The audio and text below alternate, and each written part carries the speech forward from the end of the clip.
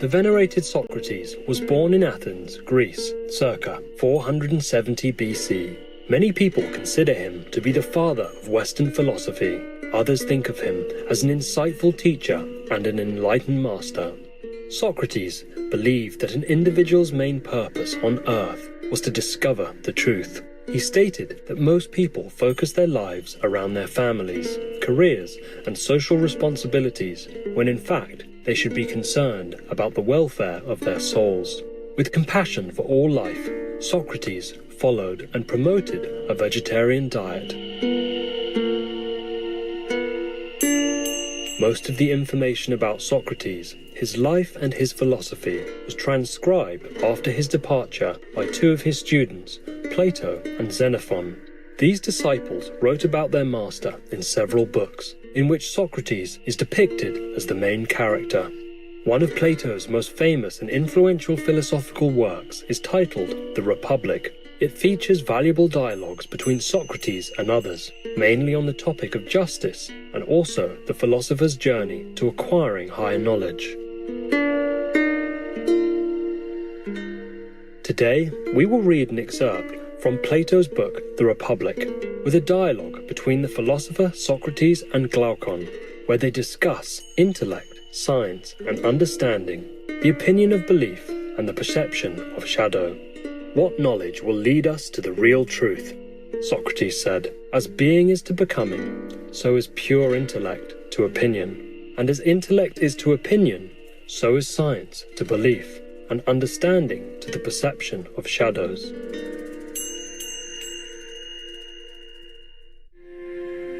Socrates says, arithmetic has a very great and elevating effect, compelling the soul to reason about abstract numbers and rebelling against the introduction of visible or tangible objects into the argument. You know how steadily the masters of the art repel and ridicule anyone who attempts to divide absolute unity when he is calculating, and if you divide, they multiply, taking care that one shall continue on and not become lost in fractions. Now suppose a person were to say to them, "Oh, my friends, what are these wonderful numbers about which you are reasoning, in which, as you say, there is a unity such as you demand, and each unit is equal, invariable, indivisible?" What would they answer? They would answer, as I should conceive, that they were speaking of those numbers which can only be realized in thought.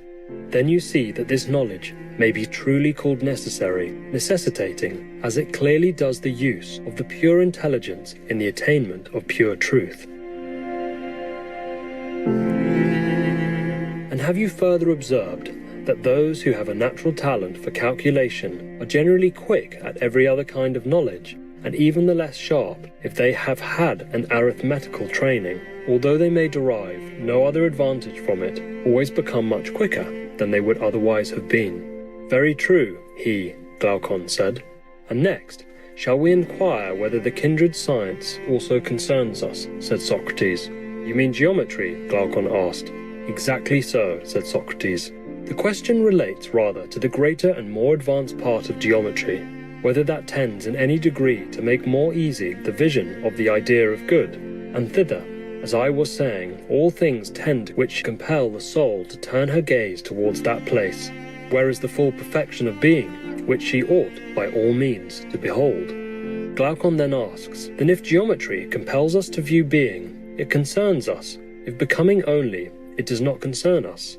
Answers Socrates, yes, that is what we assert. Yet anybody who has the least acquaintance with geometry will not deny that such a conception of the science is in flat contradiction to the ordinary language of geometricians. They have in view practice only, and are always speaking in a narrow and ridiculous manner, of squaring and extending and applying and the like. They confuse the necessities of geometry with those of daily life, whereas knowledge is the real object of the whole science. The knowledge at which geometry aims is knowledge of the eternal, and not of the perishing and transient. Geometry will draw the soul towards truth, and create the spirit of philosophy, and raise up that which is now unhappily allowed to fall down. Nothing will be more likely to have such an effect. Then nothing should be more sternly laid down than that the inhabitants of your fair city should by all means learn geometry. Moreover, the science has indirect effects which are not small. After plain geometry, I said, we proceeded at once to solids in revolution instead of taking solids in themselves, whereas after the second dimension, the third, which is concerned with cubes and dimensions of depth, ought to have followed. That is true, Socrates, said Glaucon, but so little seems to be known as yet about these subjects. Socrates answers, why yes, I said, and for two reasons. In the first place, no government patronizes them. This leads to a want of energy in the pursuit of them, and they are difficult. In the second place, students cannot learn them unless they have a director.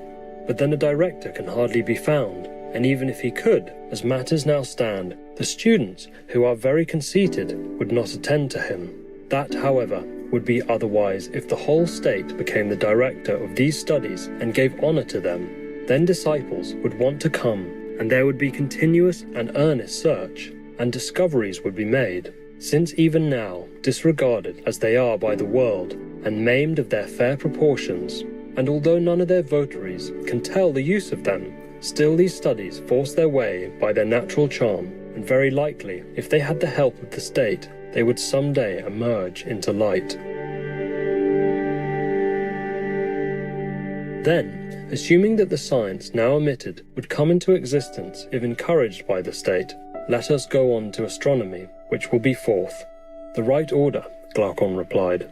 For everyone, as I think, must see that astronomy compels the soul to look upwards and leads us from this world to another. Everyone but myself, Socrates said. To everyone else this may be clear, but not to me. I should rather say that those who elevate astronomy into philosophy appear to me to make us look downwards and not upwards. You have in your mind a truly sublime conception of our knowledge of the things above, and I dare say that if a person were to throw his head back and study the fretted ceiling, you would still think that his mind was the percipient and not his eyes.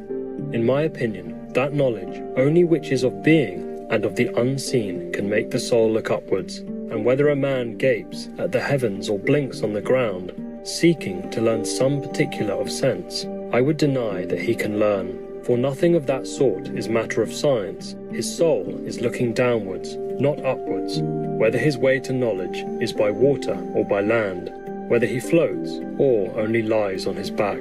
The starry heaven which we behold is wrought upon a visible ground, and therefore, although the fairest and most perfect of visible things must necessarily be deemed inferior far to the true motions of absolute swiftness and absolute slowness, which are relative to each other, and carry with them that which is contained in them, in the true number and in every true figure. Now, these are to be apprehended by reason and intelligence, but not by sight. Wonderful viewers, thank you for your company on today's Pure Intelligence in the Attainment of Pure Truth from Socrates, Vegetarian, Glaucon Dialogue in The Republic by Plato, Vegetarian, Part 1 of 2 on Words of Wisdom,